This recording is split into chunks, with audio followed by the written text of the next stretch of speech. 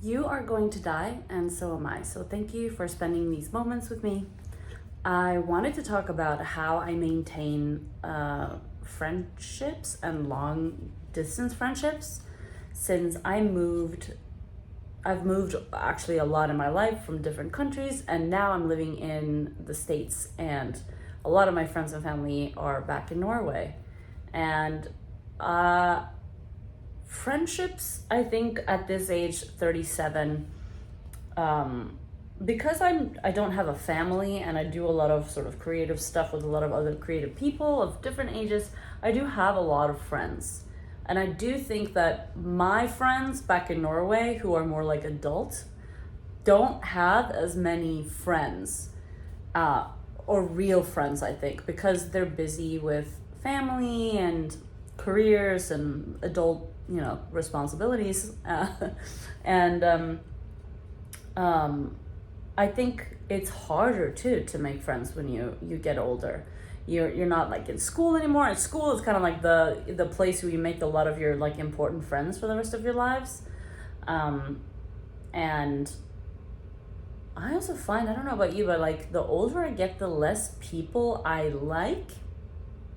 Do you relate? I don't know. I am very opinionated and judgmental, but I'm open to have my mind change. Rarely wrong, but sometimes I am. And I just don't like people a lot. I don't like not like people. Let's say, because I do classes, I'll start a class, and then I'm lucky if I like one person there. And when I mean like, yeah, I'll hang out with this person. Not like, when you meet someone and you immediately feel like, oh my God, it's almost like a crush. You're like, that person, I love how they look. I want to hang out with them. I love their vibe. And then when you talk to them and they like you too, it's like, oh my God, they like me. Oh my God, we might become friends. Like the attraction. And then you become real friends. And if it really clicks, it's freaking magical. It is like love. It's like a new relationship, and it's super exciting, and you're like a little obsessed and you want them to like you, but you're also like, but it's a friendship, so I need to make sure I'm myself so that they really like who I really am.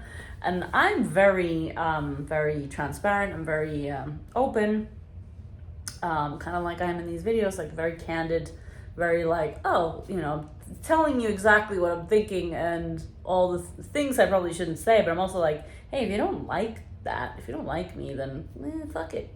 We shouldn't hang out. And it's kind of the same with these videos. Like, if you don't like it, then I understand. I'm not everyone's cup of tea, but if you do, then I feel like there's something that we have together, like a connection type of thing. Even if you don't have my same lifestyle, or even if you like disagree with some of the stuff I say, but if you're like getting this and you're like, yeah, then I don't know, then we have some sort of connection, right? And that's really special. And when you meet that in person, to me, that's super magical, and like I love it so much. But it doesn't happen that often. I have a few very good friends, like best friends, that I have that vibe with, like almost this love, like soulmate type of friendship. And it's hard and I don't live near any of them, which is really hard. So something that's like the last 2 years, I've been doing a lot of voice notes. And some of them, it's been hard to get them on board, and they'll just like text the responses back. And I'm like, don't you understand that I want to listen to a podcast of you talking? Some of my friends will do voice notes back and forth. And it's funny because I have this one friend in Norway. She's a surgeon. I think I've talked about her before already, but she's just got such a different life to me. And she'll ramble for like 4 or 5 minutes and be like, oh God, this is so long. This is super boring. And I'm like, no, I'm like interested in it. She'll talk about like deck furniture for her patio, like this cushion that didn't fit her couch and all this stuff. And I'm like intrigued because I don't have a patio. I can't buy like furniture for like, I don't have a house.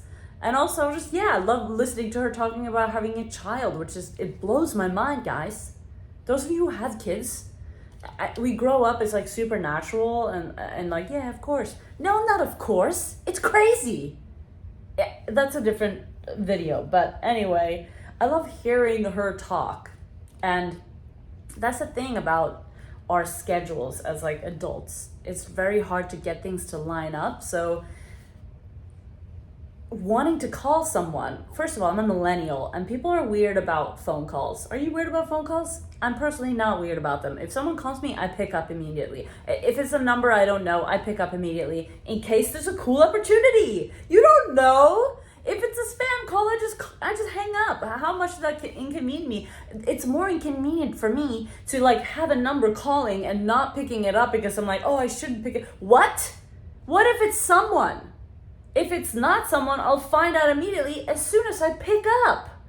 If it's bullshit, I'll hang up immediately and then I don't have to think about it anymore. I don't understand you people who don't pick up the phone. Also, like, I like hearing your voice. I have this one friend who lives like in the same town as me, just like kind of far away, and she will FaceTime me all the time. I don't know. Sometimes I'm like, you don't want to FaceTime because I'm like, I don't want you to see me right now. But I'm like, whatever. And we will literally be on FaceTime for like hours while I'm working on my computer and she's working on her computer, and we'll talk and then we'll stop and then we'll keep working as if we're like in the same room working. That's some of my like favorite quality time with her, because then I can ask her for advice in the moment, or like, you know, we can rant about stuff or encourage each other. It's just, I don't know, it's a fun way to spend time together. And it's the digital age, isn't it? And that's not even like a long distance friendship. It's just like schedules not aligning. It's the effort of like getting in your car and driving across town, the energy that takes, and kind of money to spend on gas. And then, yeah, just friendships that are like, I have a really good friend in Hawaii and we don't see each other. And of course, there's times where you don't talk for a while. And sometimes that really sucks.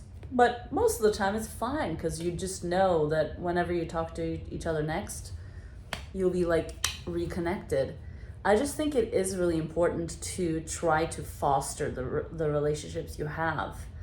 And especially when you have friends who are going through stuff. I have a friend right now who's going through cancer again.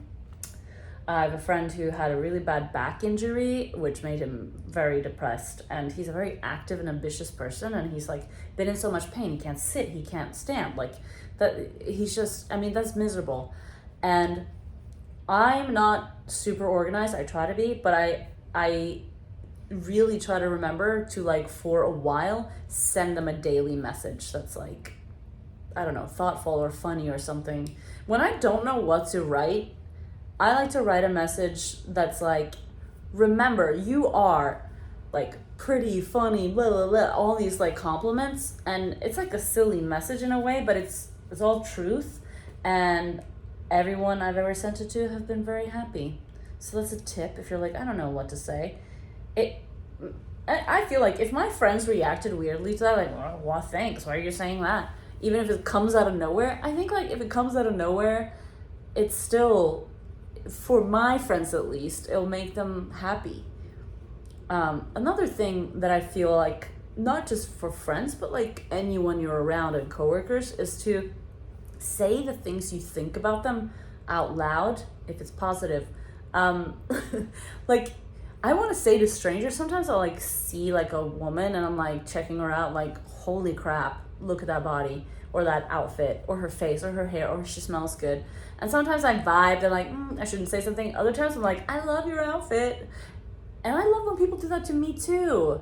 It's so nice. I feel like people are scared that we're gonna have to keep talking to each other. So I feel like if both of us are good at signaling, it's like, hey, this is just a quick compliment and then I'm gone, then it's great, right? But yeah, if you have coworkers or something and you're thinking something nice about them, like, oh my God, Monica is so good at talking to like our boss, I want to say that, because if not, she'll never know that you thought that about her. You know, that's a waste. We go through our lives so in our heads, and then, you know, when you're older, you don't worry that much about what people think about you, but you still do a little bit. And then, you know, you got to remember that they're not really thinking about you that much. They're thinking about themselves. But every now and then they are thinking about you. And hopefully that's good. And hopefully they'll tell you, because then you feel good about yourself.